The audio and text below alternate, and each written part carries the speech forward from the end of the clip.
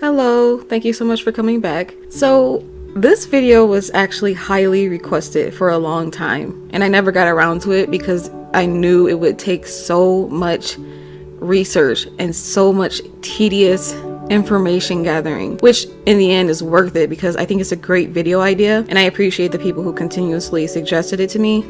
I'm sorry it took so long for me to get around to making the video, but again, it was really time consuming to gather all of these quotes and then to plug the quotes into graphics so they'll all look uniform instead of having just random screenshots. I just wanted everything to look neat and professional, and also finding clips to support the different comparisons. So at the end of the day, I absolutely love this video idea. I think it's genius, and I'm excited to be the one to embark on it. I know we've done a lot of these comparisons through the years every time new information cropped up that made Zayn and Harry seem eerily similar, but I think this video is going to do a lot to prove just how similar they are. From creative direction to opinions about art, politics, fashion, religion, social media, success, the studio, how they wear their socks, what they like to eat, the music they listen to. It is insane how similar their answers are. It is extremely profound how connected they are on a spiritual level, it seems. I've always made the joke that they're basically the same human,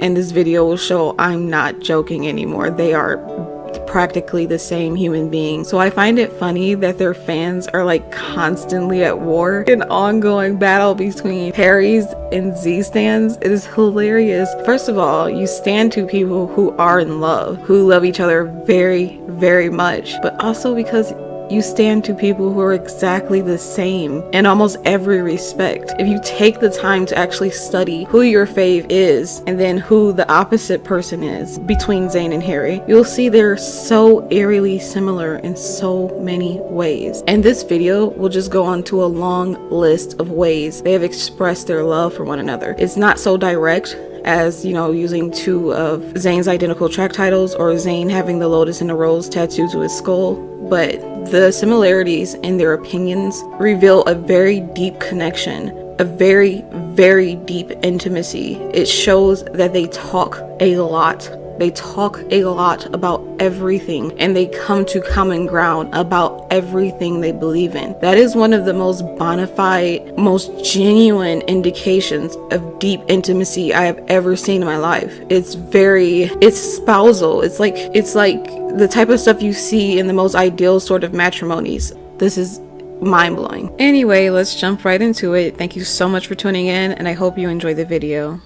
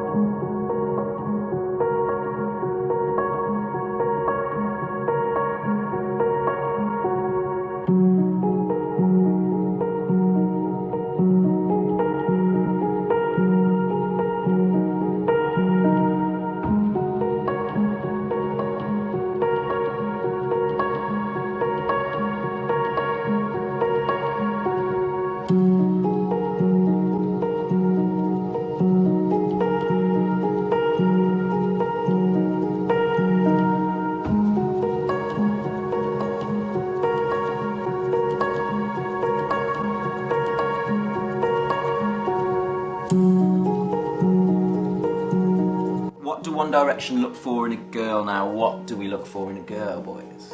I like girls who have a nice pretty face. Well, obviously. I look at a girl's smile. If she's got a nice smile, then pretty much makes everything else worthwhile. What makes a girl beautiful? Harry? I think nice eyes and a nice smile makes a girl beautiful. That's good. Liking that. What about you, Zayn? Personality. Personality. Good one. Niall, what about you? Because Neil is always Same thing as Harry. Harder. Same thing as Harry. Okay, Lou, what about you?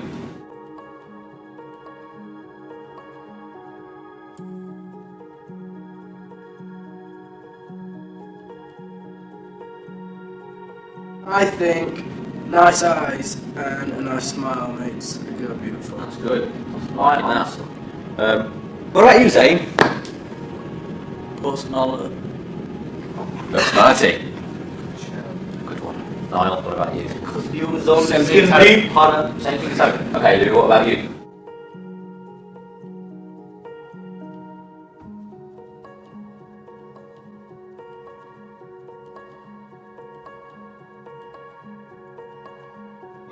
I always wear 2 pairs of socks.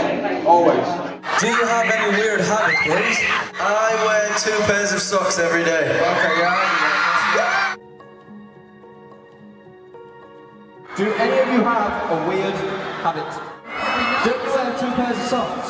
I wear 2 pairs of socks every day. That's what's wrong. Do we have any rituals before a concert? I haven't done it much lately, but what I used to do is I used to brush my teeth. Yeah, me too. Basically, before I go on stage, what I tend to do is I always brush my teeth, which is a little bit weird, but I feel more comfortable after I've done it, so that's what I do.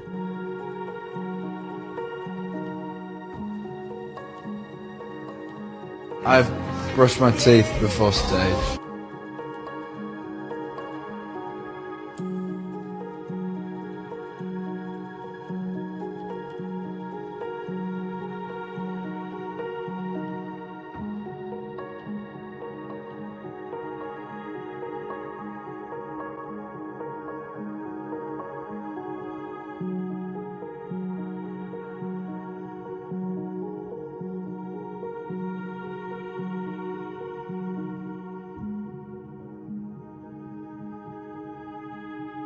She wants to know what our favourite pizza topping is. Well, mine's easy.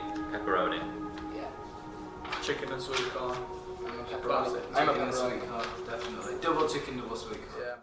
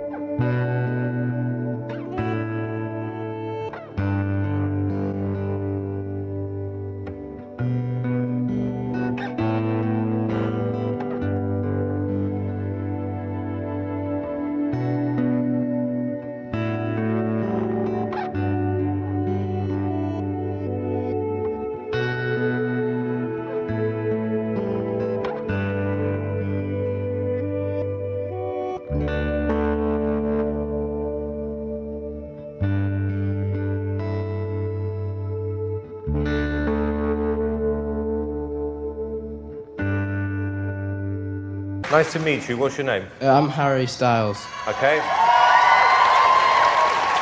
Okay, Harry. How old are you? I'm 16. 16. Okay, so tell me a bit about you. I work in a bakery. And Harry, so you left school, gone to work there, yeah? I work there on Saturdays. Yeah. But I finished my GCSEs just now. Yeah. So I'm going back to college in September. And what are you going to study at college? Law, sociology, business, and something else, but I'm not sure yet. Wow. Starting uni, doing an English degree. I'd be doing engineering with spanners. I'd be starting college. Yay. Doing what? Like English. That's it. I'm scared of birds and pigeons. Yes. And I'm the same as well. I hate birds especially indoors. Birds? Yeah. Birds indoors is the most horrible thing ever. Okay. Okay, and the last question is.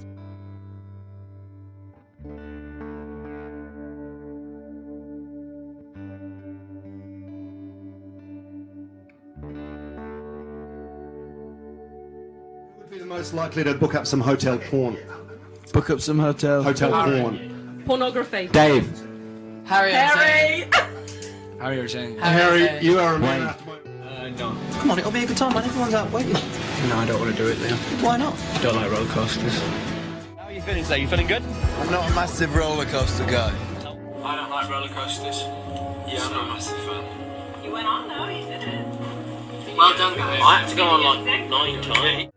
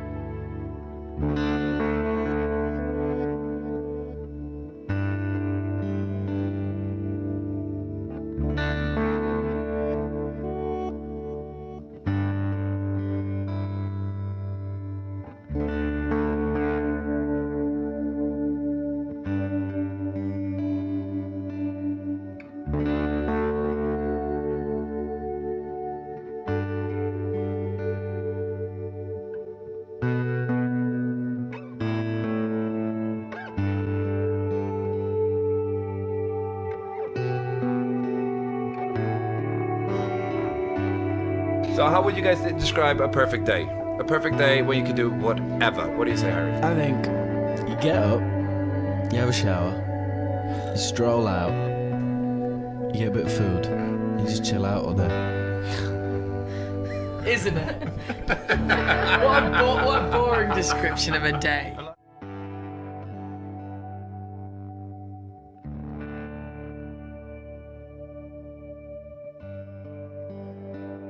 I'll probably wake up around 2-3 p.m.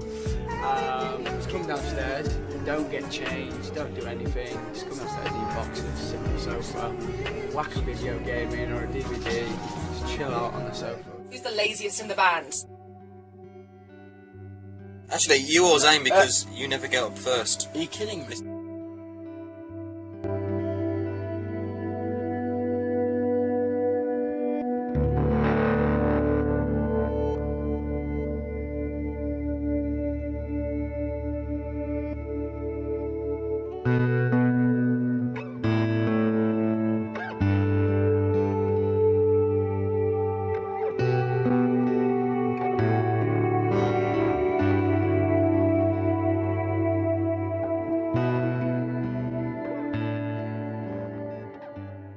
Who's the girl at the front desk? That's Anna. Anna. She's amazing. Harry, you like her? Cute, isn't she? She's very nice, Yeah. isn't she? She's lovely. Harry! She's very polite. Yeah, it's very polite. Serious, Anna, you like her too. We're not really playing. Beautiful eyes, doesn't she? You weren't looking at her eyes, though, were you? I was looking at her eyes. That's what I was complimenting. She's got beautiful eyes. And you've come into Nova here today, and you've met our lovely receptionist, Anna. Anna, yeah. Yeah, what do you think of Anna, guys? She's very polite. Yeah, good manners. Great manners. Great manners. Anna, welcome to the show. Nova 969, this is Anna. Can we go back to the start? Because when the guys went to the studio here, they walked in and then they said, "Who is the receptionist?" And then when Fitzy said, "What do you want to do in Australia?" Harry looked at me and said, "Anna." Now, so I knew things had got out of control. So the next step was that someone asked for your number. Is that right? You got a text message from Zane. Is that right? Yes. What did he want? He just said, hey, babe. Just, hey, babe. And I was like, innocently, hey, who's this? Sorry, I don't have this number saved on my phone. Polite. Yeah, well done. I thought that was good. Good return. Solid.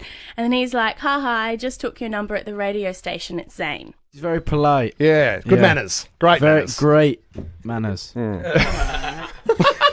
beautiful eyes as well. How far away are you? 20 minutes. All right. Well, Harry's saying you have to be a bit quicker than that.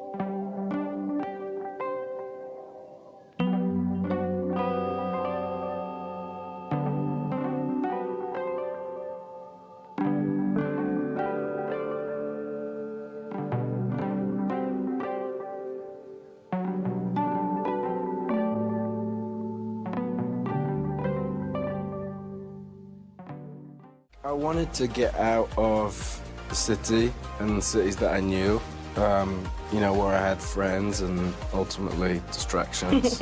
So I kind of wanted to just disappear, and I knew about this studio that was in Jamaica, and I knew that it was kind of on its own, and it was one studio, and you know, it wasn't like a compound or anything. And it was the first time I'd really got to immerse myself in being in the studio.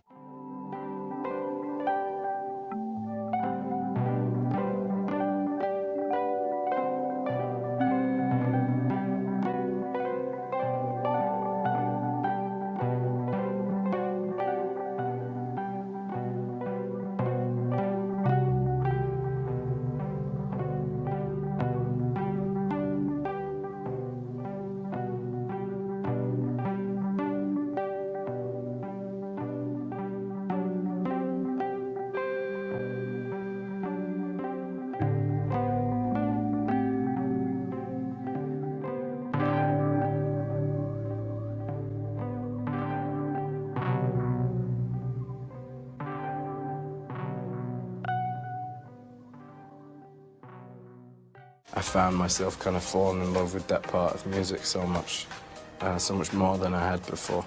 And losing yourself kind of in the music, I'm sure. I think so. Yeah. Little bit. You can totally hear it on the album. Is there any part of this music-making process that you look at or respect differently now that you're solo, that maybe you didn't respect or look at before? The last few One Direction records we made kind of on the road in between shows, which was amazing, obviously for different reasons. I think this time, not rushing and having the chance to really immerse myself in the process and feel like I was learning a lot as it was happening. I really felt like I fell in love with the other side of music. I really felt like I loved being in the studio every day and working on stuff and trying to work stuff out.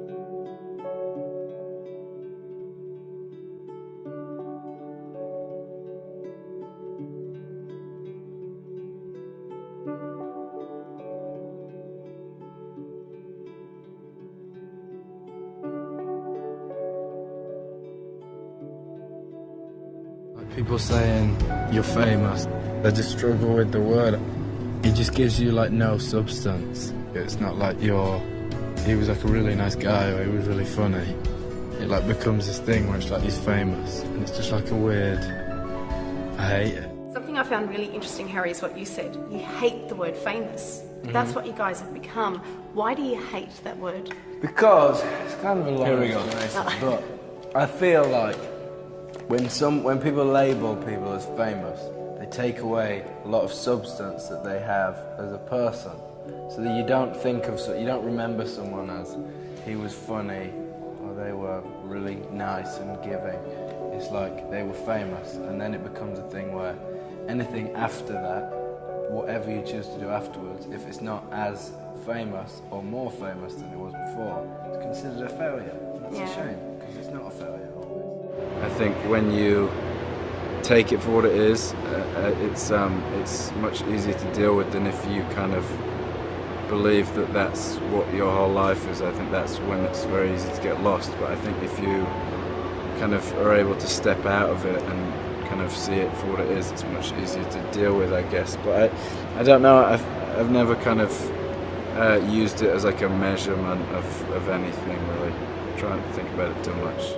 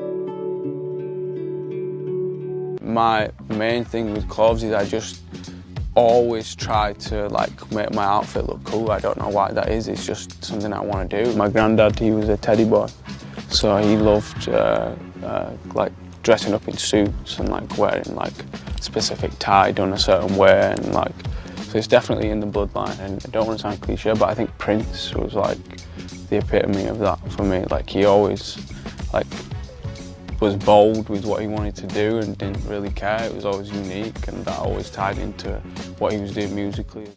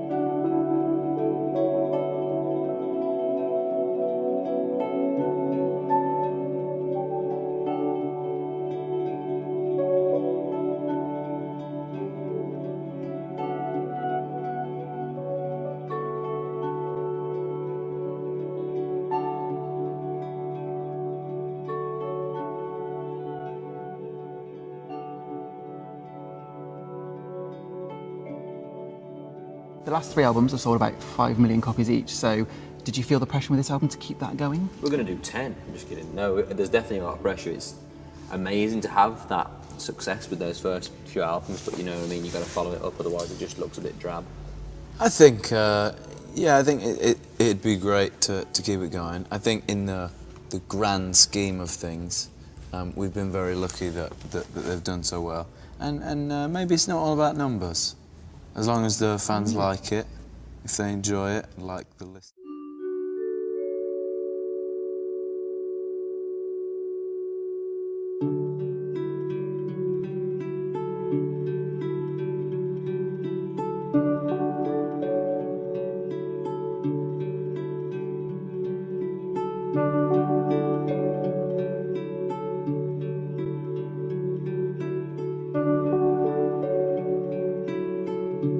I was kind of trying to redefine what success meant to me. For so long, especially in the band, it was like every album got bigger and every tour got bigger, and it was like always growing. And I think when I went to make the first record, it was kind of freeing because I felt like, well, I don't have to do this anymore. You're still like, well, if the last band thing was this and then your first thing is everyone's this, lined up to judge. Everyone is lined up to judge. Like you come out with that first album and it doesn't smash it. It's like, oh, well, I guess out of the band, it's a no-go, right? Right. And so for me, when that album came out, I felt that you already were kind of redefining success in your own terms because you went and connected with your audience, it felt to me at least, like in a very real way. Like you went back to trying to really connect with people. You can't connect in a baseball stadium. Right. I just wanted to have fun. I just wanted to have so much fun. That's what success is. That's where you landed on the redefinition of success. Yeah, and one of my friends kind of said, if you're happy doing what you're doing, then nobody can tell you you're not successful. I mean, it's so obvious, but it's also the kind of thing where probably 4 years ago, if someone had said that to me, I'd be like, okay. No, because you were too busy making everybody else happy.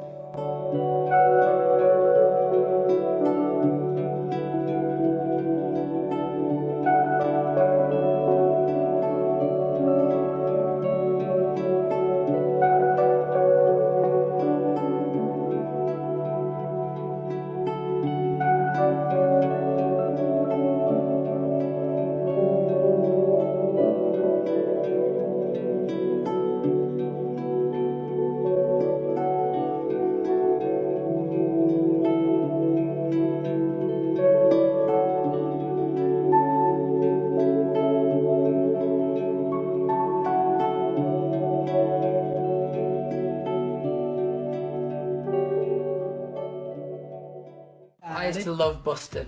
Yes, good. Did you? Do you know who I used to love? I used to love Linkin Park. Yep, I used to love Boyz II Men. I used to have, I think like the first album that I had was Blue. Is there anyone that you were really obsessed with when you were younger? S Club Juniors. I was massive like Boyz II Men fan. There's the contrast. Why not? They're Boyz much II Men are cooler than wicked. Yeah, they were amazing.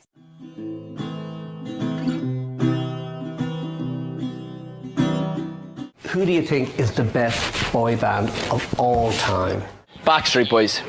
Okay. I'm gonna go for NSYNC. Boys? I'm gonna go for Boyz II Men. Ooh. Okay. I'm gonna go Boyz II Men as well, you know. Nice, good choices. That's good, that. I'm gonna go NSYNC. I'm gonna go for Boyz II Men. Ooh. Okay. I'm gonna go Boyz II Men as well, you know. Nice, good.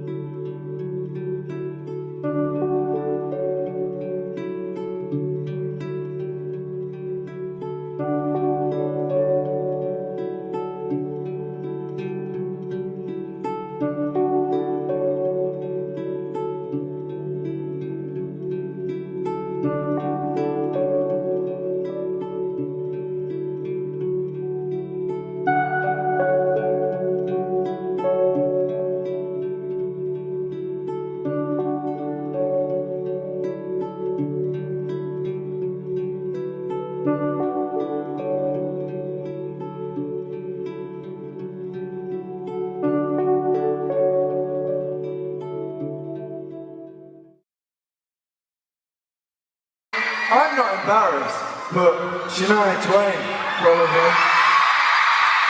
I'm not embarrassed though. I think you're that.